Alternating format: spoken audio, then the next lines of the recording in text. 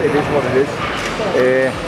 It's just, you know, when you look yourself in the mirror, what the right and wrong thing to do is. So you can say whatever you want. People can look at it, listen to this interview and say, what's he saying that for? It's just quite simple. Everyone's going to have a... It's not about the fighter. Never is it? No, but poor old Joe. They've done him a raw deal, I think. But I say it as I'm truthful. They should have more brains. It was a fucking pathetic move. It really was. I fight. Nobody sat the fuck down. Everybody was buzzing. His fight, we fucking fell asleep. He cannot give us any... I don't even know why he's calling out AJ. AJ will fucking smoke him. My dad he's got his own opinions and he probably doesn't want his son to box to risk getting hurt. TonyBellew doesn't hold anything back here, making it absolutely clear that JohnFury is crossing the line by trying to influence TysonFury from the outside. According to Bellew, when a fighter is preparing for a huge showdown like Anthony Joshua, family opinions shouldn't turn into barriers or excuses that hold him back. He's basically pointing out the chaos and insisting that JohnFury should step aside and allow Tyson to shape his own legacy, instead of getting involved through emotional reactions. The person in charge knows, can you look yourself in the mirror and say, I've done the right thing? And that's the question that needs to be asked. TysonFury makes it clear that he doesn't allow opinions from family or the media to influence him, showing a highly detached and focused mindset. He's essentially saying that both praise and criticism hold no weight for him, which reflects his strong mental approach to boxing. In this situation, JohnFury's comments seem even less significant, as Tyson is completely locked in on his own path and the decisions he chooses to make. My brother, my cousin, anybody said something about me, whether it was positive or negative, it wouldn't really mean anything to me. Just like someone might say to me, oh, have you seen that negative interview that's been done about you in the paper? And I'd say, I haven't, but why it doesn't concern me is because if there was a positive interview in there, that wouldn't concern me. Yeah. And if it was a negative, that wouldn't concern me. Tommy Fury steps in to ease the tension by defending JohnFury's remarks as genuine fatherly concern, especially considering how dangerous the heavyweight division can be. He highlights the physical toll fighters endure and suggests John is simply worried about his son's long-term health, not trying to control him. At the same time, he makes one thing very clear. TysonFury is still his own man and ultimately makes his own decisions, no matter how intense the family pressure becomes. Any of us, would we like to see him box again? It would have been a firm no. Because I know the public love it and they get the nights and they get Tyson and all this sort of stuff, they get the entertainment, but from a health reason, we would prefer not. But Tyson... Derek Chisora jumps in with brutal honesty, completely brushing off what he viewed as a low-quality performance and saying even sparring sessions feel tougher than that.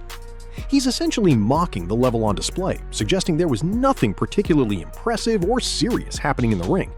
His tone makes it obvious he expected far more intensity, but instead walked away unimpressed and questioning the entire showing. The fight was crap. It's not better than your one. You're mad. My one, everybody was up on their toes. Are you mad? Mate, you fell asleep. I saw you fell asleep. I did watching it. Yeah, your one. Eddie Hearn shuts down the claim that Anthony Joshua is scared, labeling it as exaggerated talk rather than reality. He directly challenges that narrative and insists AJ remains fully focused on the big fights ahead. In his view, these kinds of statements are more about mind games and promotion than actual truth, and Joshua's standing in boxing is still strong, with him ready to take on any major challenge. Nothing signed. Fury said AJ's terrified. Obviously you don't agree, but yeah, what do you make of that? Terrified of what? That tonight? Yeah. You think you'd be terrified of that? Come on. Even Fury fans, as I was walking out tonight, not the same energy. They know. Eddie Hearn explains that Anthony Joshua is lining up a tune-up fight before stepping into a major clash later in the year. He emphasizes the importance of regaining full physical and mental sharpness after recent challenges.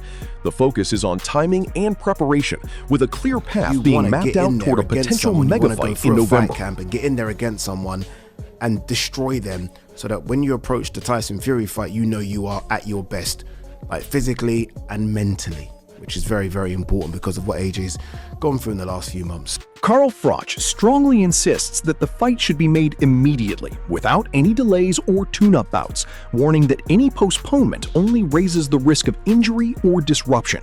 He argues that both fighters are ready right now, and extending the build-up would only kill the momentum of what could be one of boxing's biggest matchups. We still want to see it now because it's AJ Tyson Fury. It's past his sell-by date, but it's still a big fight. These two should just fucking get on with it, get in there, and get this fight made. And all this pre-fight warm-up bullshit, it's totally unnecessary and it's going to kill it. Anyway, let's see what transpires with the AJ Fury fight. I feel that if these two don't fight each other next, if AJ has a warm-up fight, he could, even if he's fighting someone who's a knockover, he might get injured, he might hurt his elbow, he might jar his shoulder or twist his neck, and he's going to need 2-3 months out, then he's going to need another 3 months training camp. This fight gets further and further away from happening. This fight needs to happen now. Paris Fury shows full emotional support for her husband's return, even though she admits she was not completely in favor of him stepping back into boxing. She highlights his dedication in training and the hard work he put into preparing for the fight, expressing pride despite the risks involved. Her comments reflect the emotional side of the sport, where family support plays a major role behind the scenes in the career of Tyson Fury. Don't get me wrong, there was a few little nasty bits, but it's a very, very great thing to see your person you love do what. Shane Fury explains that the balance in Tyson Fury's chances has shifted over time, suggesting that age and recent activity have now made the fight much more even. He admits it's a far closer contest than before and believes it could come down to which fighter has declined less physically. His view highlights how unpredictable the matchup has become at this stage of both fighters' careers. 4 or 5 years ago, however long it would have been, it'd have been 75-25 Tyson. Now it evens up. The odds has evened up. I reckon I'd favour Tyson, but it's a close one. Both men's aged. It's just who's aged most. Eddie Hearn outlines the planned fight schedule, making it clear that negotiations are being built around major clashes rather than easy matchups. He mentions a potential July bout followed by a possible Tyson Fury fight in November, pointing to a high-risk, high-reward path. He also hints that not everyone behind the scenes may fully support such a demanding fight sequence, given the pressure and timing involved. The deal that we've been offered, which is to fight in July and then fight Tyson Fury in November, is not with Deontay Wilder in mind. I think the powers that be don't really want us to be in that type of fight. Right. We're up for that type of fight. I was going to say... AJ's also said to me, I will fight Wilder and I will fight Fury. Paris Fury is clearly standing by Tyson Fury and defending his decision to return, even with all the risks involved. TonyBellew would likely view this as emotional bias that ends up shielding a potentially dangerous situation rather than an entirely honest judgment. He would argue that supporting a fighter is fine, but ignoring the real physical toll of boxing is reckless. In his view, this kind of backing can add pressure and also mask just how brutal the sport truly is. What did Anthony do? I rate him for what he did, because most people, most fighters, ego gets involved, thinking this man's not mugging me off in front of all these people. You get up and say blah blah blah, goodbye. AJ sat there and he just said, you know, I'm your landlord. You know, me and you fight and be on my terms. It doesn't matter what you say, what you shout about.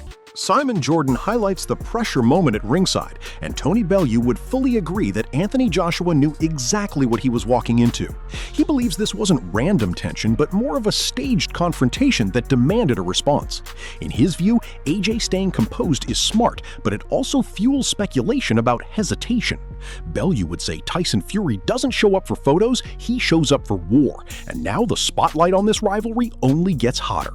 Know where the situation lies, which is up to Anthony Joshua. If he feels he's ready to fight Tyson Fury, then that fight can happen. But he may well not feel that, and I do think that ultimately Anthony, sitting there at ringside, would have known what was coming, would have known there's an expectation for him to have some sort of interaction with Tyson Fury. Tyson Fury doesn't just arrive back on the scene, and Anthony Joshua sit ringside and doesn't expect to have